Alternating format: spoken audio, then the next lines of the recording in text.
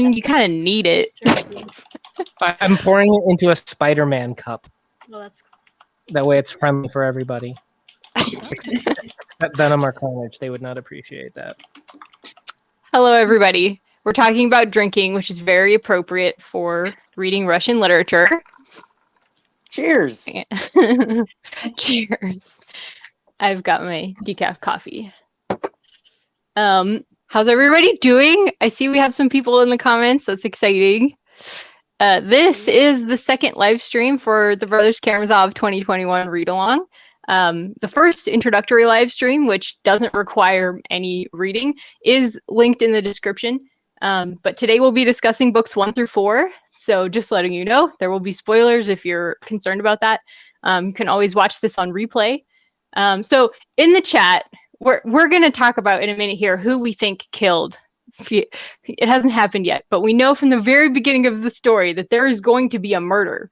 And yeah, so we would like to hear who you think is going to murder Fyodor. Yeah, Karamazov. So yeah, let us know. It's going to be a gloomy and tragic death. That's what we know. So I'm just going to make a few little announcements here and have my co-hosts introduce themselves while y'all make your guesses in the chat. So first of all, make sure that you have joined our Literary Discourse Discord for more discussion about this book and for more information about upcoming read-alongs. We'll be having multiple read-alongs there, including more Russian literature and also nonfiction. And make sure you subscribe to the channels of everybody here. They're all linked in the description. And our next live stream is going to be on February 25th at 7 p.m. EST, and that will cover books 5 through 7. And the final book that we'll be reading through is called Alyosha. And also the schedule for our reading is linked down below and in the Discord. So I also wanted to let you guys know that Victoria over here has made a Spotify playlist very generously. Victoria, would you like to tell us a little bit about the playlist that you composed for us? Sure. So if you're in the Discord, I put together a little 10-song playlist or so. Songs, but they're like, some of them are like 10-minute songs. So, but the idea behind it was just if you want some more Russian flavor in your life, if you don't have enough Russian flavor from Brothers Karamazov, there's a playlist that has music that would have been written at the time of Dostoevsky's life, and also performed at that time as well. And I tried to stick with a theme of some folk songs that were intertwined with some of the pieces. Nationalism was a big thing of that age, and so there's a lot of nationalism pieces. There's also some sacred pieces in there. Some examples would be the Tchaikovsky pieces that I put on the playlist are like Russian Orthodox tunes that are set to a little bit more of what would be like a contemporary setting for the time. So yeah, I just put it together. Hope you enjoy. If you need some more Russian in your life. Thank you so much, Victoria. Yeah, I've been enjoying it a lot. Okay, so, and what would you like to introduce your channel to? We can start with you. Sure. Hi, guys. I'm Victoria. My channel is A Musical Bookworm, and I am enjoying the book very much. And I can't wait to talk about it with you guys. 1,000 subs. Yes, everybody, if you're not subscribed to Christy, please subscribe. Share her link. Get her to 1,000 subs. Push her over the top. Yes. Oh, You're there, Christy. thanks. I thought you were talking about Victoria because she just got 1K subs too. Like, super close. I was, but It's like, yeah. I can be excited for both. There's enough excitement to go around. That's right. You guys are kind. Thank you. Yeah, Victoria is doing a 1K live stream Q&A on her channel on Saturday, right, Victoria? Yes, at 10 a.m. PST, 1 p.m. EST. Christy, if you get there too before Saturday, we can do a joint one. That's like 2,000. That would be awesome. I need like 24 more subscribers, guys. So share widely. Fake accounts coming, baby. I got you. So How many email before- passwords can I remember? So before we gosh. move on from Victoria, though, we have to hear her whodunit story. Yes, Victoria, tell us, who do you think did it? She's a first-time reader, right? Yes. Guys, I'm real bad with predictions, but people who are sketchy so far. Let's see. I mean, people who are close to Fyodor would be the most, like maybe Grigory, because he's like the servant that is around all the time. So maybe Grigory might harbor some resentment towards him. Who else is close to him? Smerdyakov, Marfa. I'm feeling like someone who's close to him, or maybe it's Alyosha, and we'll all be really surprised. I don't know. That would be the best I can do. All right, Peg, you're up next. All right. Well, okay. So first, hi, I'm Peg, and I'm from the History Shelf. My channel is mostly all about history.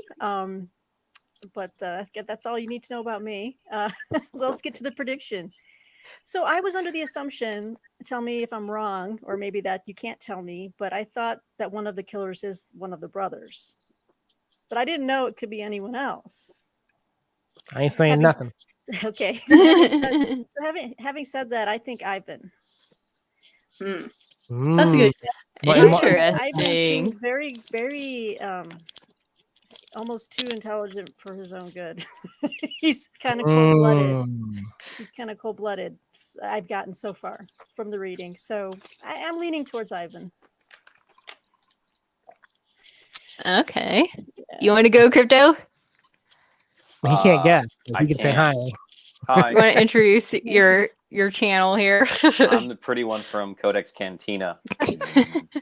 There's That the makes smart me one. the Codex Cantina. So. There's the smart one. We do literary fiction and short story breakdowns all the time. We've read the Brothers Karamazov before, but here's the funny thing. So this is, I read it before, like over winter break, just to familiarize myself with it again. And the best part about this read through, that was my second read through. I'm doing a third time now with this chat as well. I couldn't remember who did it. So, so the whole time we were going through it, I was like, oh man, I wish I remembered this one. You can't remember now or in December?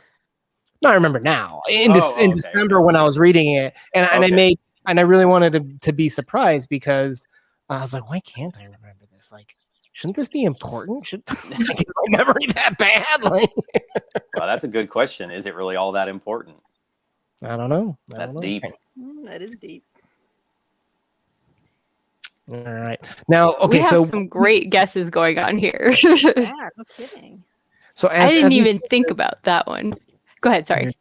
But it's like your audio or the video is like keeps freezing on me, so I didn't know you're talking. See, like it keeps freezing there. Is it freezing for you guys? Anyway. Oh, I'm sorry. It is on mine too. Okay. That's so weird. It may be. We're still in work time hours here in California, so there's probably still a lot of people doing their Zoom meetings. Yeah. Can you hear me okay? Yeah, we hear you just fine. So Okay. as these guys are rolling in, we have to throw out another question on there. We got to layer the questions up there because Dostoevsky, he layers these characters really complex, right? So we got to make our live stream half as complex, right? So Good luck. do you guys identify with any of the brothers more so than the others? Like, is there one brother that you're like, that's my brother, that's my man?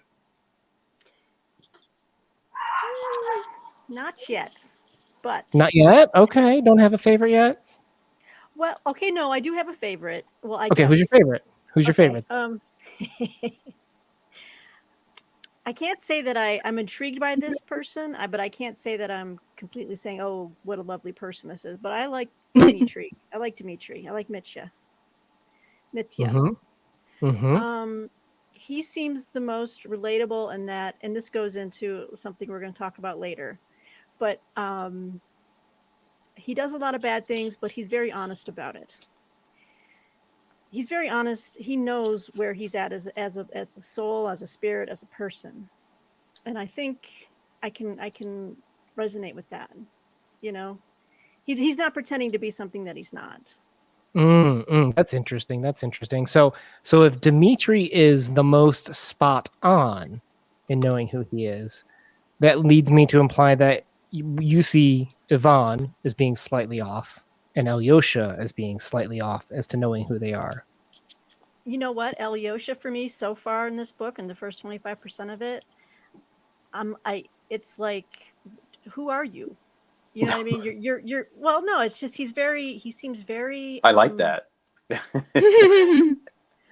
He's very milquetoast for me right now. That's I don't great. know. I don't know if things will change. I know he's like a lot of people's favorite, but it's like you can't be this good. Like I need to see more complexity.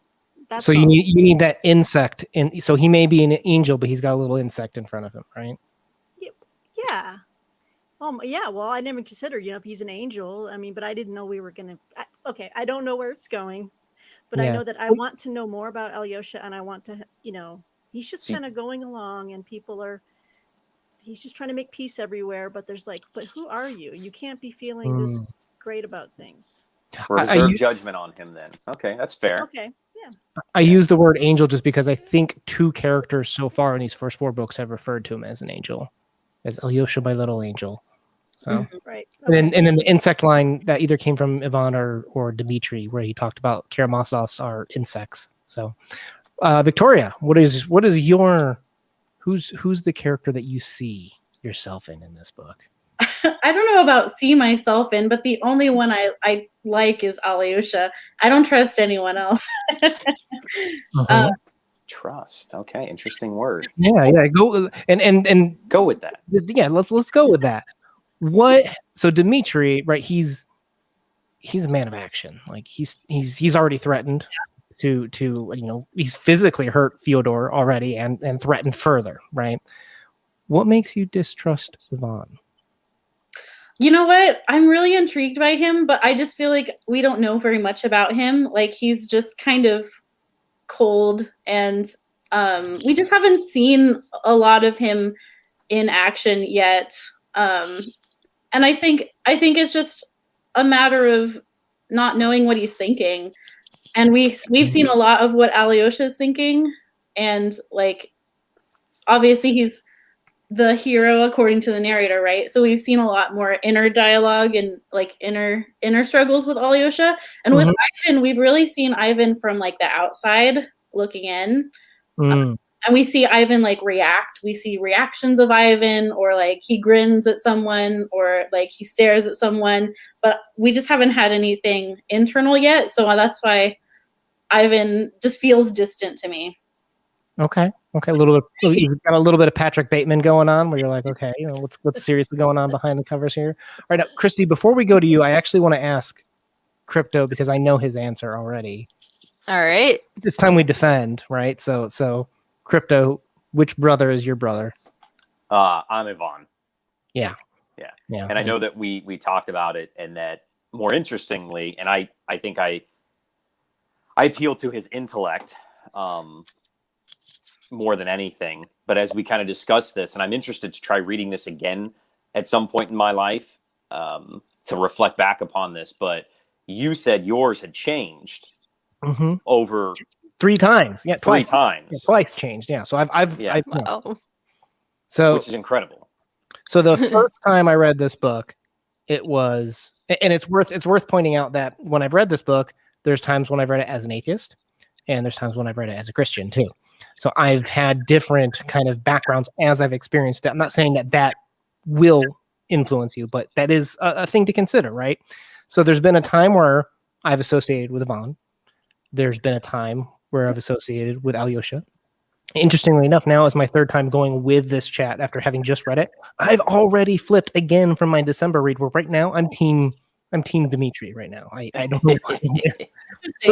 But you don't know why. Maybe I know why, because I think what it is he's a man of action. He is a guy that makes sense of the world through making things happen, right? When he's coming into the monastery, and he will specifically say the wrong thing, knowing he's saying the wrong thing, but that makes that other character say the truth. So through action, he's forcing others to face the truth in the same way that Zosima is making people face the truth in different ways through his love and through his faith, right?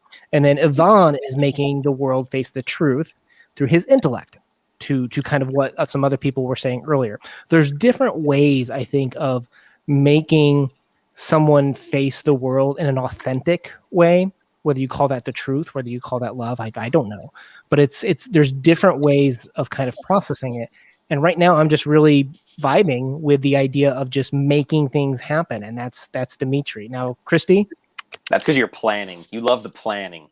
I don't think that's where it is. Come right? on, you know I don't plan anything. No, come on. I mean, Dimitri's a little bit impulsive in his he's impulsive in his feelings, but he's a planner when it comes to action. And do you feel like that could describe you? The sensualist part of it, maybe not. Okay. Maybe not. The planner part, I mean, is his reading schedule for the next 2 years figured out? I don't think it is. So I don't think Dimitri's that big of a reader. Yeah. Unless it's the Bible. All right, Christy.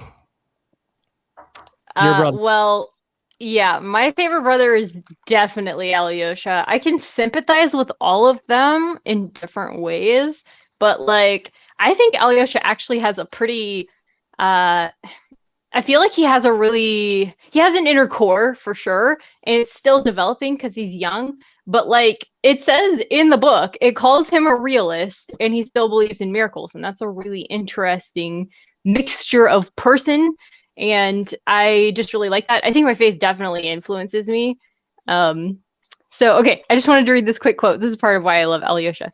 So this is actually the narrator speaking, and it's just told us that Alyosha is a realist, while at the same time he believes in miracles. And it explains how that can be. It says, miracles are never a stumbling block to the realist. It's not miracles that dispose realists to belief.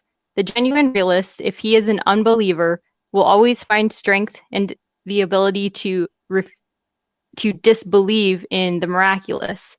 And if he is confronted with a miracle as an irrefutable fact, he would rather disbelieve his own senses than admit the fact.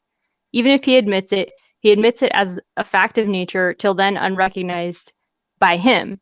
Faith does not, in the realist, spring from the miracle, but the miracle from faith. If the realist once believes, then he is bound by his very realism to admit the miraculous also. And it says at one point that he believes that Father Zosima is like going to bring glory on the monastery. And I'm a little bit worried for Alyosha, because I feel like he has some naive beliefs, but he believes in them so strongly. It's like it is the belief kind of a child in a lot of ways. But like he's just so gentle. Matthew from Mayberry Book Club, I was just like binging his videos on the Brothers Karamazov, and he calls Alyosha Winnie the Pooh. And I completely agree with that. He's so huggable and I love him. So that's where I stand. So Alyosha processes the world through faith, right? Yes. He can believe in it. That's when it becomes real to him, in a sense. Mm-hmm. So is Dimitri Eeyore? Just kidding. Una, just kidding. Nobody likes me. I'm just gonna go read by myself. Oh, you. Characterizing the Brothers Karamazov according to Winnie the Pooh. Does that make Ivan? What was this? Was it Christopher Robin? Is it Christopher Robin? Easy, of course. Or the owl? The owl was the smart. Oh, that's good. The owl. Yeah. Right. So Christopher Robin would have to be Zosima. Right, he's the moral center of he is the Sonia. Sonia is to Crime and Punishment as Zosima is to Brothers Karamazov. Right, he's the one that is most aligned with what Dostoevsky would be.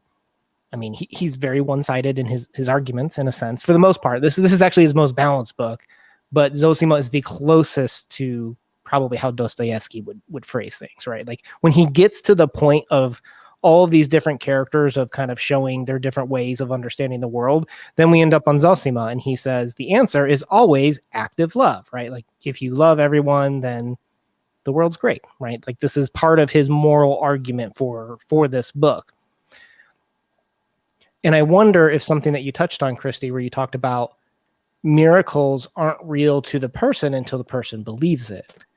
So I guess one of the questions that I think Dostoevsky is kind of setting up in terms of dominoes for this book, and he continues to play with them in the future books, is what is moralistically good, right?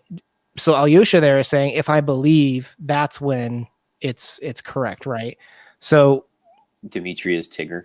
That's funny. So what is going to be good to these other characters is one of the things that I think he's putting out there for all of us to kind of question.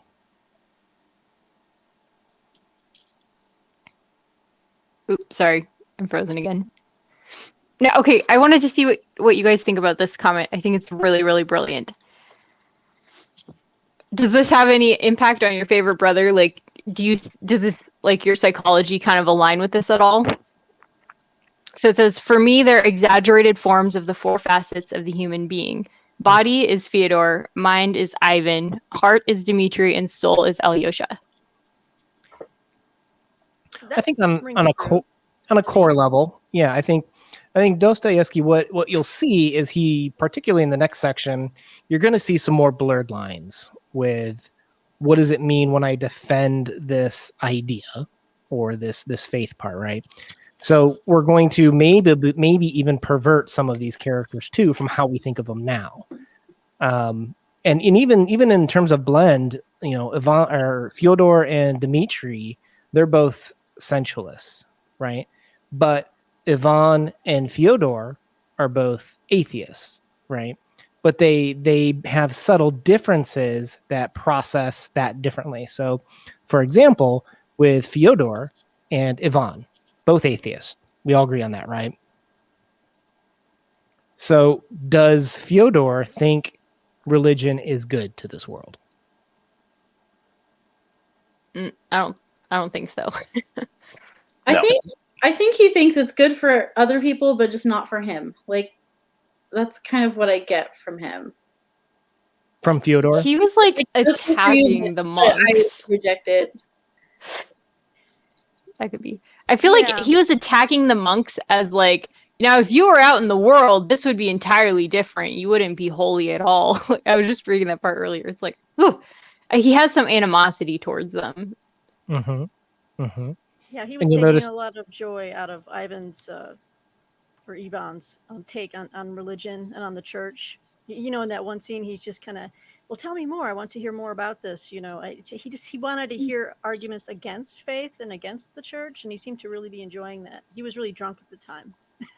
So, he was, but it was a good form of entertainment. It just didn't seem like he was very reverent in any way.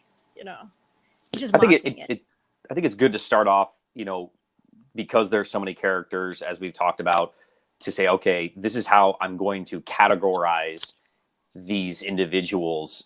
But to say that they are one or even two-dimensional characters is kind of insulting to Dostoevsky and the book as a whole, especially so early in the novel. And you have to know that because of him being such a fantastic writer, these characters are going to evolve and they're going to become more, and they're going to become true complex characters. That's why the book is rated so highly. So I think that's a good starting point, but you have to be willing and accept the fact that they are going to evolve into something much more than what is presented in the first four books. Or at least you would hope so. At least I would think. At least that was my perception. I was like, all right, give me more of these guys, because I know that I'm going to fall in love with all of them, even though I may identify with one more than the other two.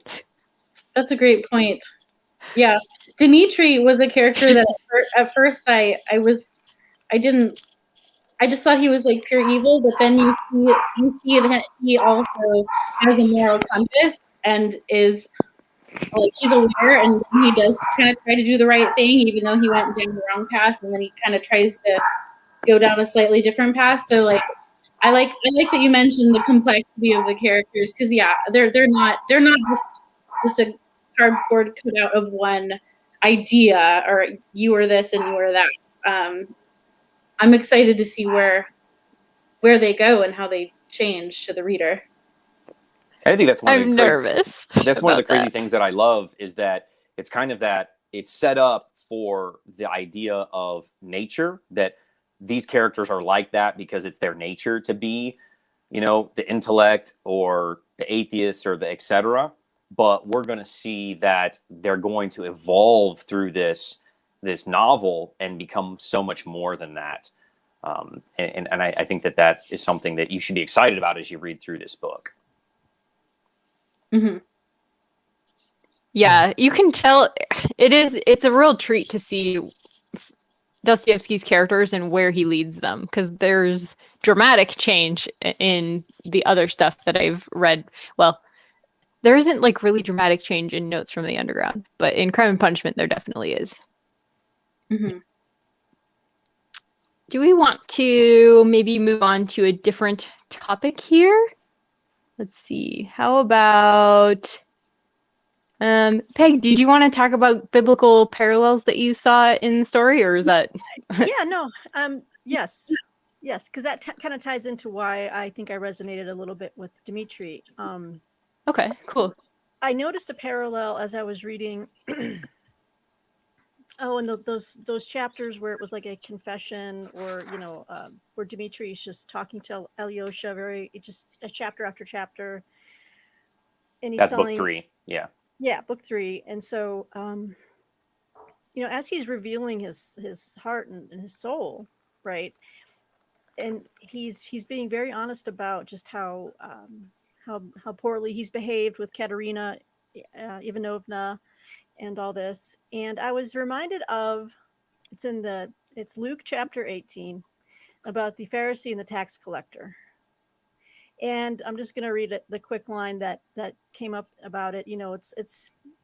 They're not complete, mirrors of each other, but something about Dmitri makes me think of the tax collector. And it speaks to the point that I said, he knows his place. So it's a parable about the Pharisee and the tax collector went up to the temple to pray. The Pharisee, standing by himself, prayed, God, I thank you that I am not like other men, extortioners, unjust, adulterers, or even like this tax collector over here, right? So the tax collector, right? So the Pharisee's like, I fast twice a week. I give tithes of all that I get. And then you look at and it says, but the tax collector, standing far off, would not even lift up his eyes to heaven, but beat his breast, saying, God, be merciful to me, a sinner. And it says, I tell you, this man went down to his house justified rather than the other. For everyone who exalts himself will be humbled, but the one who humbles himself will be exalted. So that's just me. I kind of thought of Dmitri in that role of being the one beating his breast, saying, all I can ask for is mercy because I am a sinner. So that was a parallel that really jumped out to me. And then I don't know what you guys think of that.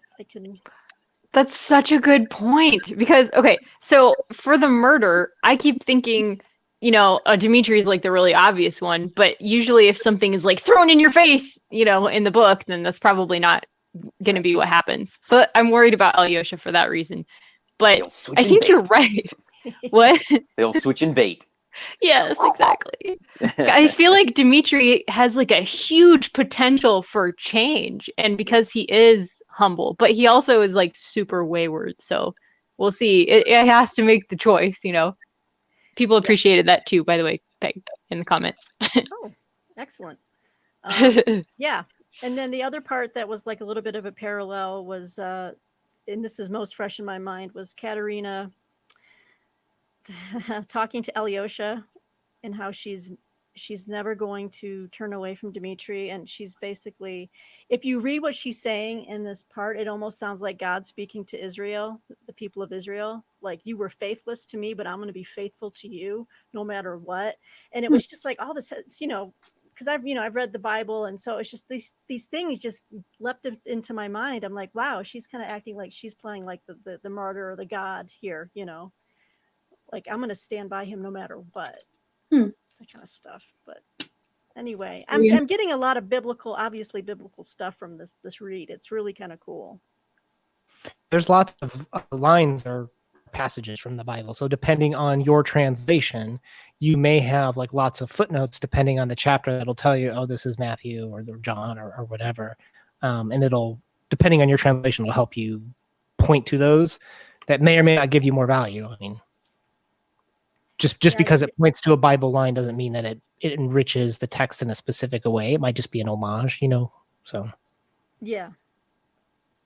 I get Yeah, what you're saying there. to what you're saying, I feel like martyrs are a big part of this story, right? There's even some talks of laceration or self-laceration, which is a really weird word to think about, like who uses the word self-laceration.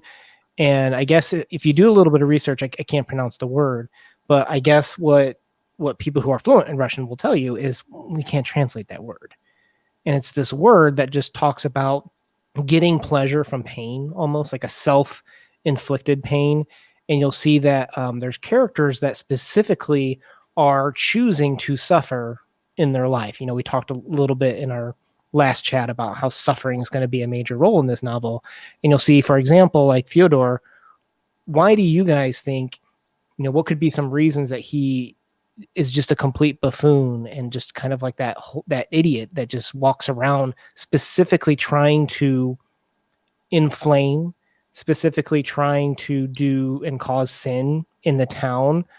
We had the stinking Lizaveta chapter, which is, tough for some people to hear.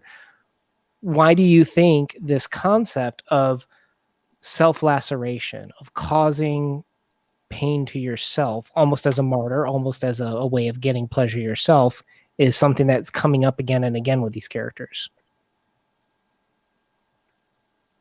I think it's the only thing that he's really ever known. I think that the debauchery of his lifestyle has kind of corrupted him, and that's what you don't know what might happen to the sons, right? That nature is one thing, but his nurturing and his personal experiences of life is something else that has brought him to this point. And you don't know if his three sons are going to end up that way either.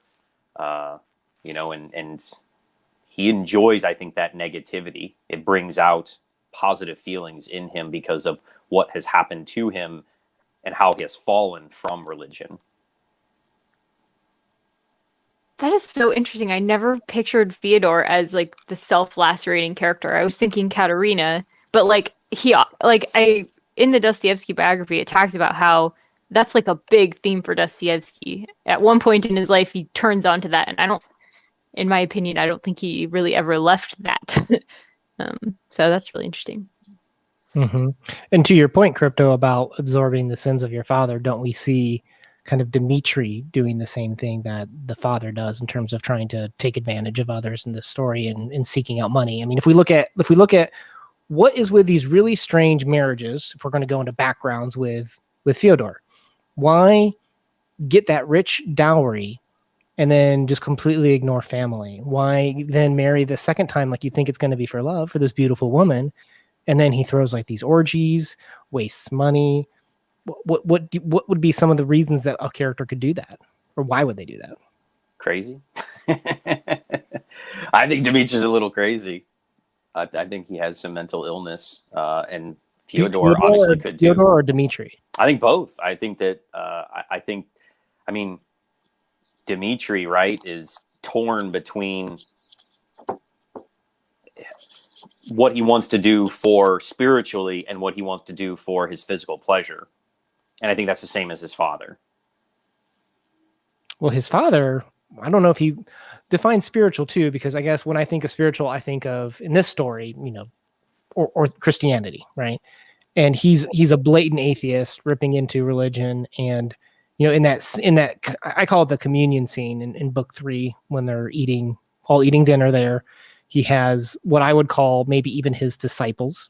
If he's going to be the martyr that takes on sin, Fyodor, and he has all of these people following him in terms of Grigory, in terms of Smerdyakov, in terms of his sons coming over. He was the one that was just like, religion doesn't do the world any good. And he had to get to that point, right? So that means he had to have been invested in religion to become that cynical. I don't know if you have to be invested in religion to become cynical. About a specific religion, I think you do. Either you're internally in it, looking outward, or if you're outward looking inward, then he wouldn't have kind of a leg to stand on.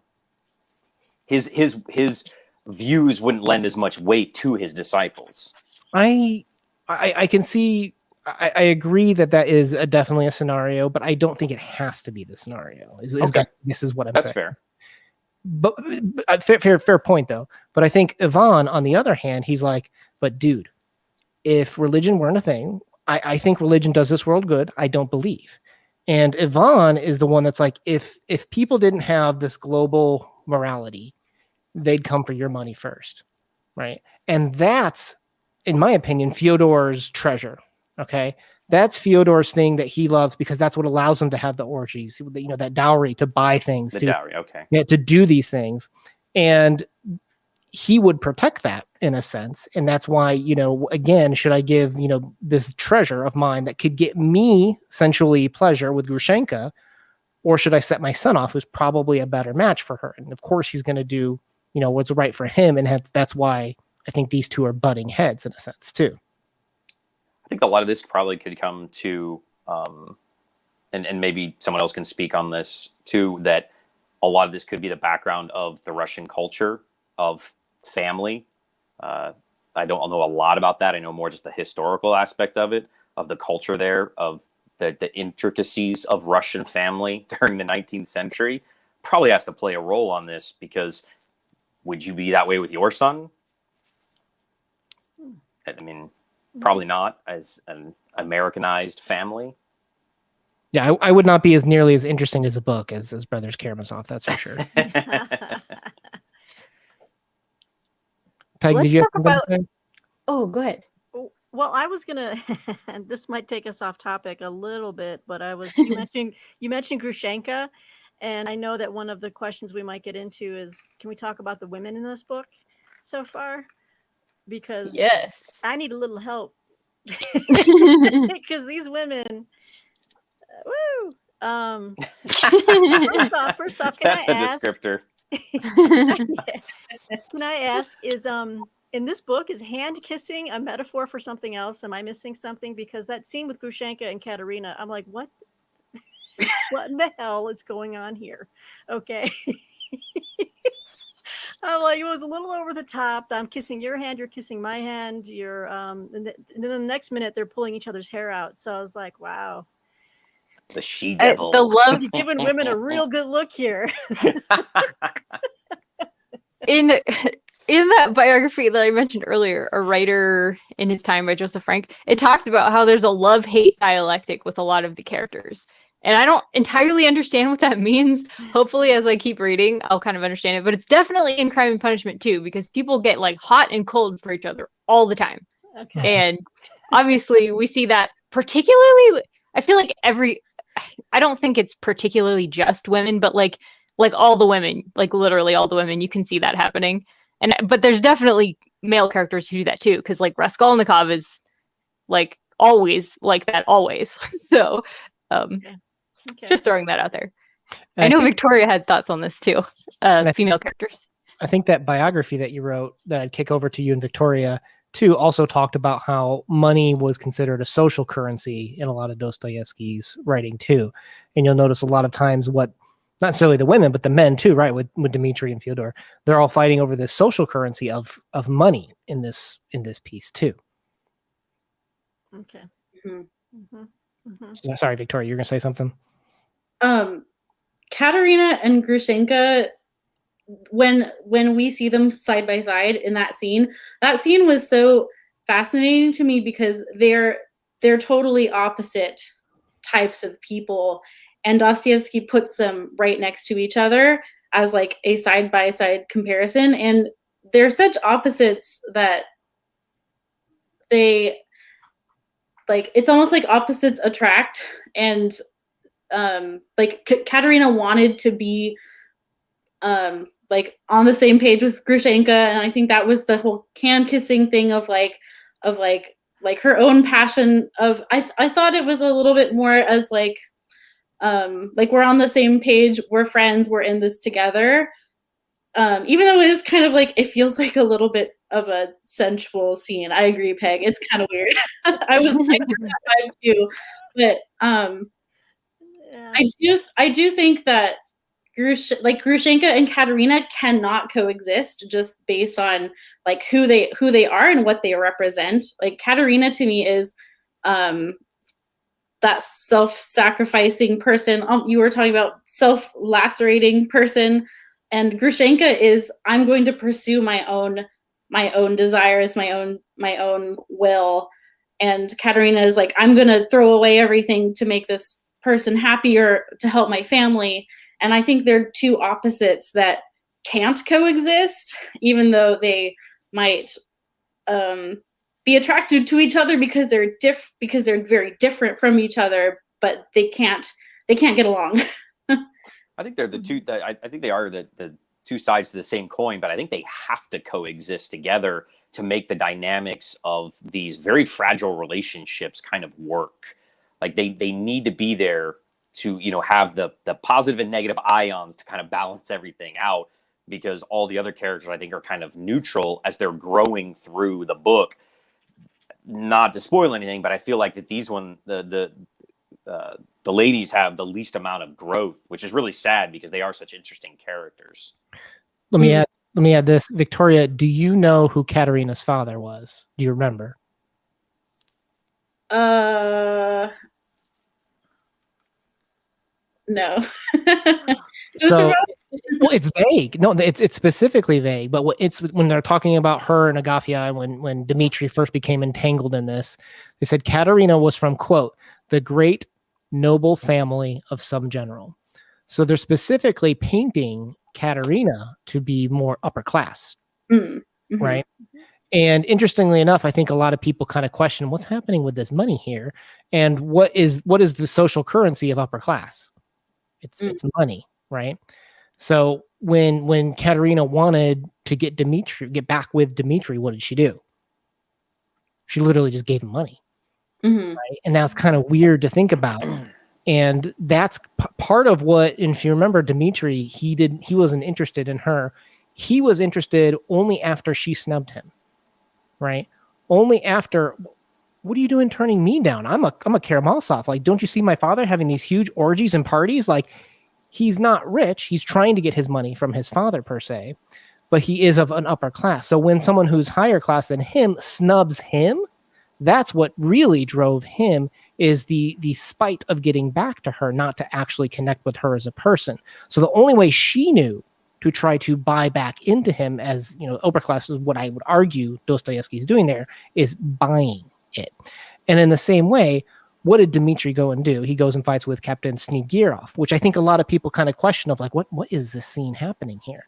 So Dmitri goes and has a fight with Captain Snegirov, the second class ex-military or army or navy, something like that, right? And what did Katerina try to do to solve that problem? Buy him off. Tried to buy him off because she's upper class, and that's how you make problems go away. If you're rich in a Dostoevsky novel, is you buy it off, right?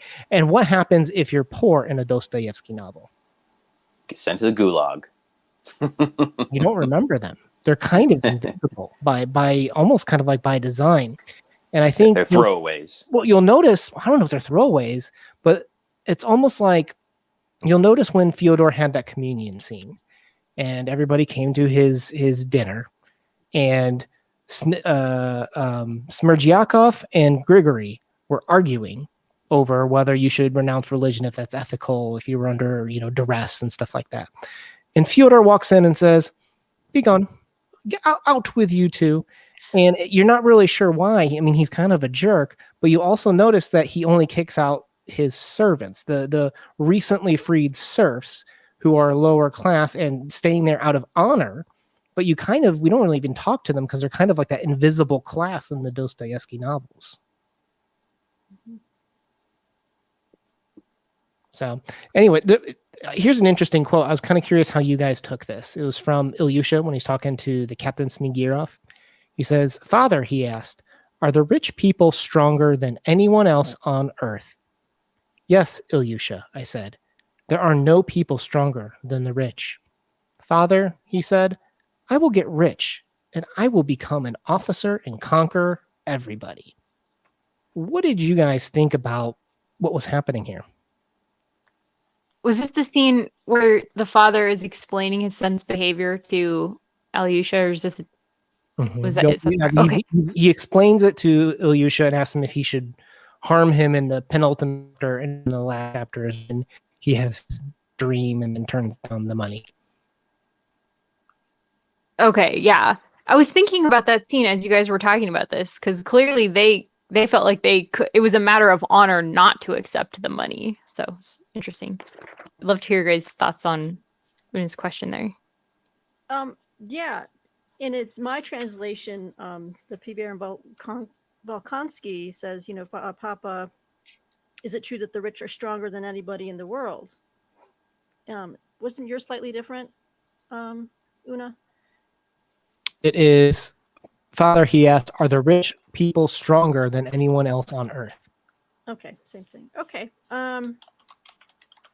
So when I read that line, it jumped out at me. I'm like, oh, something important is happening here. This is a signifier. Dostoevsky is saying something here.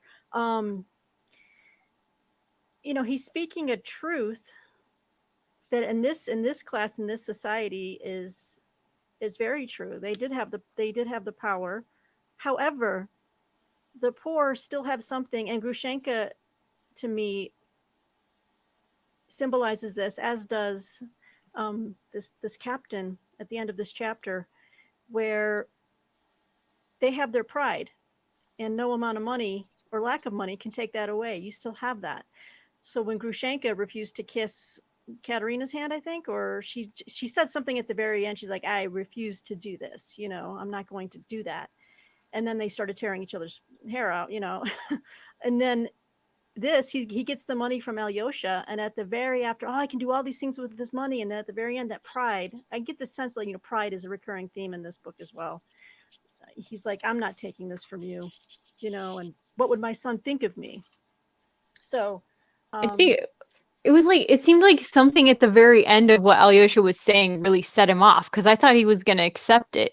But of course, I was guarding my heart for the moment when he rejects it, because this is Russian literature.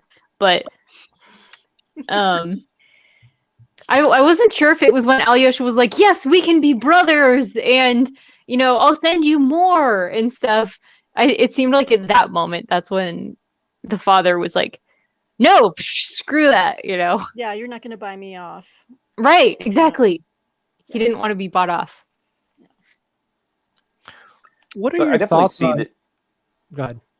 I was just going to say real quick, I definitely see how this could cater towards the specific individuals in the story, and what Fyodor is trying to do here. But I think that maybe Dostoevsky was talking more about generalities here, with that as the rich people, they are way more discriminating against everyone else, primarily poor people, those that have less than them, and that everybody else hates them because they are rich. So maybe he's trying to make a blanket statement here and not saying something specific about one of our characters quite yet. Okay. There's one for you, Una. Yeah, he's going to make something of himself, right? He's going to build it. And the little boy was the one that did the stabbing, right? The biting? Was it bite? Well, I know, yeah, that's right. He bit Alyosha to the bone. So he may have some amoral characteristics of him too. That's a good comparison to Satpen. We're gonna build Russia. Yeah. Speaking of, okay, so Matthew from Mayberry Book Club, like I said, I just binged all his videos on this. He has a whole video on that scene, the biting scene, and he was like, that's one of the funniest things, it's one of my favorite moments from the book. So I feel like this is a good moment. If anybody has some humorous things they want to share that they really enjoyed. I love that everybody's finding humorous things in here, because we're joking about this in the Discord chat, that you're laughing through your tears. You're squinting to try and seeing the humor, but you're also like, yeah. But Christy, I want you to start this one off. I want you to compare it to Crime and Punishment, because there's humor in Crime and Punishment, but it's different. How do you feel about the humor and how he's starting this book off compared to Crime and Punishment? I may need to think about that for a minute. I've compared it a lot in my mind to Crime and Punishment, but I haven't really compared the humor. I've had to learn humor. I'm not really a I'm more of like a literal minded person normally. So when people are like, "Oh yeah, that's funny," I have to like go back and look at it and see if I can. Oh yeah, you're right. That was funny. You know. Mhm. So I feel like this would be a good Leslie question. Leslie, please chime in. Where's she at? But- I like Yeah. Danny's What did Danny say? Danny's quote. I'm not drinking. I'm indulging. Oh Mhm. yeah. Line. Yeah. One of my favorite quotes was when, is it Fyodor Dmitri, one of them atheists, I don't remember which one, but they said, he said, you know, I admit I may have a little devil in me, but it's not a big one. It's more serious one would take up different things or something like that. That's always humorous to me, the way that they kind of like poke fun at themselves, I guess, in a sense. I don't know. I really enjoy the sense of humor that the religious, like the priests and the fathers and the monks all seem to have.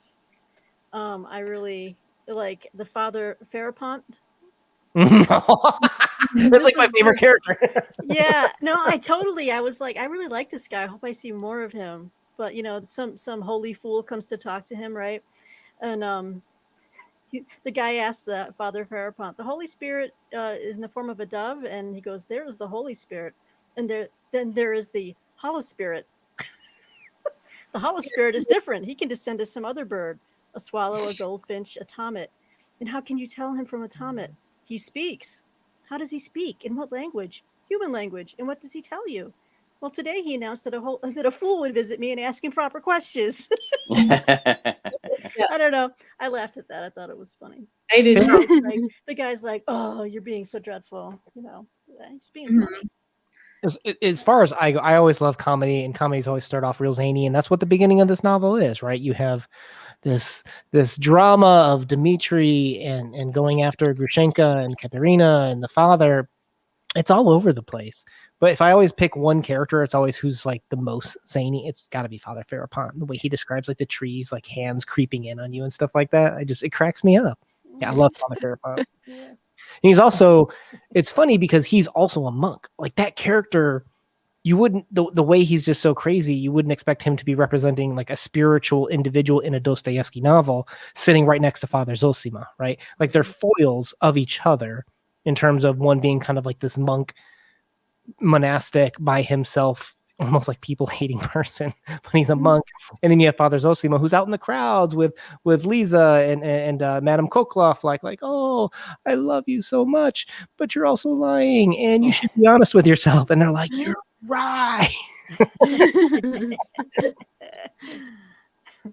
Oh, it's way different than Crime and Punishment.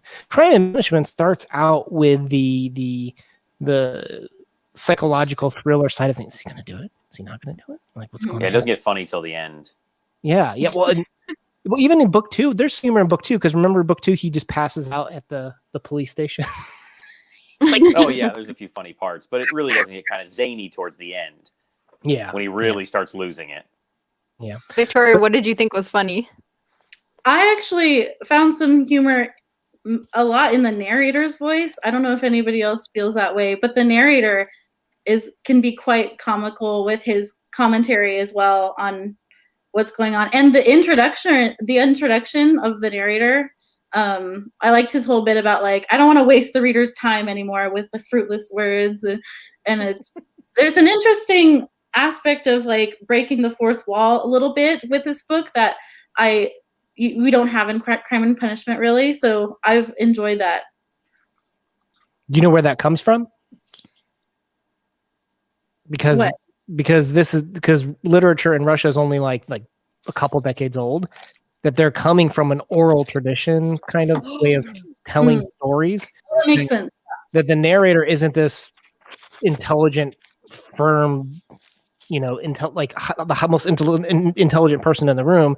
It's that guy that's cracking jokes as everyone else is kind of telling the story. Like that's who the narrators are in a lot of 19th century Russian literature. That makes a lot of sense. Razumihin is very humorous. He is so wonderful. I knew it was funny when I was reading him because I was laughing. Mm-hmm. Starscream Live says, "Oh, sorry. Go ahead, Peg." Oh no, just real quick, just there's so many characters so far in this novel that there's at times I'm like, not everything can be of significance. So, you know, at times I'm kind of wondering, okay, where does this fit into it, or is this just moving the plot along somehow, or just trying to be a humorous aside? But I mean, there were so many. Like in the beginning, I really liked Radican. I think it was Radican, or Rakitin. Rakitin. Sorry, I transpose the letters all the time with that guy, but he seemed like a truth teller. So yeah, there's just so many different characters that I'm trying to keep track of them all in case they were to appear again. Oh, that's the funny part where they have the luncheon, and he that's where Fyodor is like, suck the blood of the poor. It's like, oh man, you really start to hate this guy. Before we go, I feel like this would be really fun if anybody wants to pitch the Brothers Karamazov. So you know how in movies they're always like, it's this meets this. It's the Hunger Games meets Twilight, or you know, whatever. Leslie had a great pitch for this in the Discord, and that's what inspired me for wanting to do this question. It's like a Stormalong question. Where was that quote? Okay. She said it's the literary version of Jersey Shore because of how all the family plots and plans against one another. So did you guys have any thoughts on this?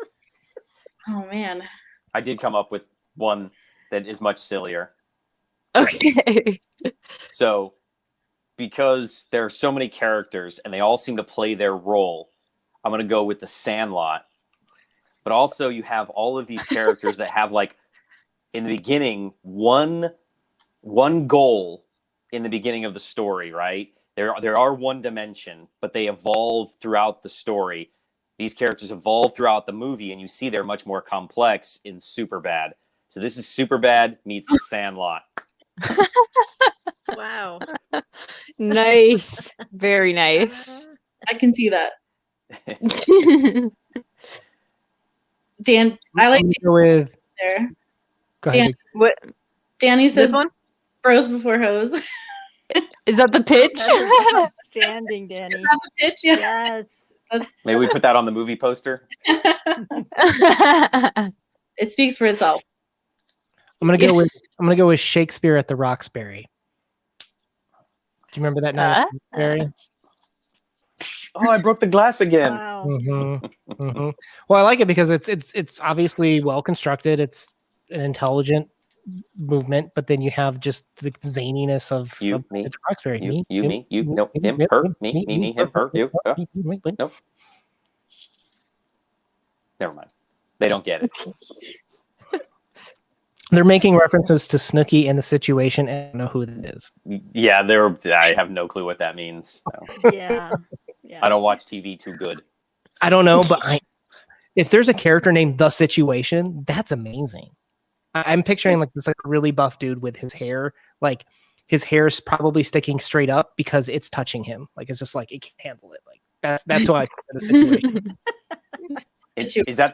Is that the guy that wears the tank tops? Oh, Weekend. The Weekend? Isn't that the guy from the Super Bowl? The Situation meets The Weekend. There we go. A situation during the weekend. I might be better able to pitch this after I read the whole thing, but so far it's like The Godfather meets Moscow on the Hudson, and that's taking it way back.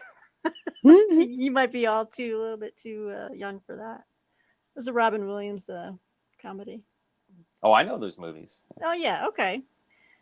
So I love Robin Williams. Yeah.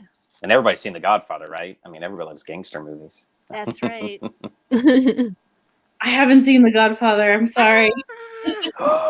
You're dead to me. Victoria. I saw it. I didn't like it. What? Oh my gosh. The first one is all context. You got to watch the second one. Oh, okay. Well, that might be my problem then. Oh my goodness. Okay, guys, it is just about time to go here. So I just want to thank everybody so much for coming. This was really, really interesting. We had so many good thoughts in here. And I want to thank all of my co-hosts here. Oh wait, I did that thing that Danny does on hers. Does it work? There we go. It worked. You Yay. spelled my name wrong. Cool. Did I? Oh, Crypto. You made it more Russian. sorry. I think next week you should all give us Russian names, Christy. Just Russianize our names. You know. Oh yeah, perfect. Let's do it. Peglovna. And, Yeah. I'm going with crypto next Victoria, time for sure. Yeah, crypto. Awesome. New nickname. Yes. Wonderful. You're welcome, Crypto. You have a new nickname. Yeah, Do we this have was one really quick- fun. Do we have one? Go ahead. One quick minute to get from the guys or whoever wants to speak. Like, what can we expect now in the next? Oh yeah. section? We got to talk about what's coming. Okay, yeah. What do you guys think? What predictions? Everybody predict what is happening soon. I predict that Alyosha is going to have a crisis of faith when the father dies and nothing crazy happens. I'm gonna be really good at predicting if you want me to. I'm just guessing that. I'm guessing the next part someone's gonna die. So no big leap of imagination there. And people will evolve and be like Crypto was saying. We're gonna see people, the characters become a little bit more complex, and that's what I'm looking forward to. You know, Victoria? Yes. Oh man, I like Pigs. I like Pigs' prediction. I don't know if I have much to add. Yeah, I don't know. I agree that the characters are definitely going to become more complex, I would assume, in this next part. Yeah, I don't know. I don't have anything. I should have thought about it. Obviously, we Zombie can't say invasion. much, but yeah. book 5. It's They're it's chapter 3 of Portrait of an Artist.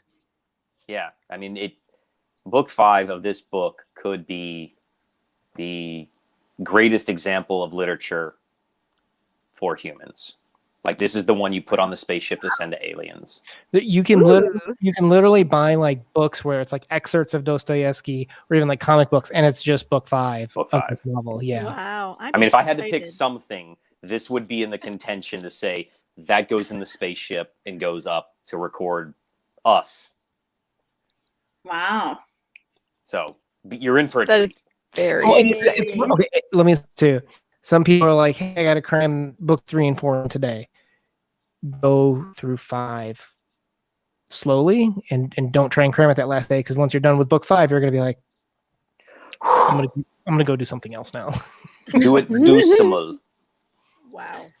Okay. Excellent. Oh my goodness. Well, along with our zombie invasion, and I think that also I'm worried that the sensualist will rip free in Alyosha. We'll see. And some people obviously already know what's coming. We can just look forward, and I'm going to treat myself tonight to some just straight reading of Brothers Karamazov. So I hope You're you gonna all will do the 5 same. tonight. Oof. Heck Good yeah. luck, girlfriend. Okay, well, make sure you have a nice little cup of something warm with marshmallows in it when you read it. That's all I'm gonna say. And a teddy bear. You warned me I need to do yoga afterwards, so Yeah, I'm prepared. I'm prepared for that. Yeah, book 5 requires a yoga session afterwards. So Okay. Upward dog. Okay. Yeah. Tree. Yeah, you might have to add a little Russian vodka to the cocoa too. Oh, there you go. Crypto's help ya. gonna lead us in our Crypto. nightly yoga. Crypto. Yeah, Crypto. Upward dog. Okay. Uh, Liquor optional. You know, there is such a thing as like beer yoga or something like that. I forget what it's called, but it's in like another country.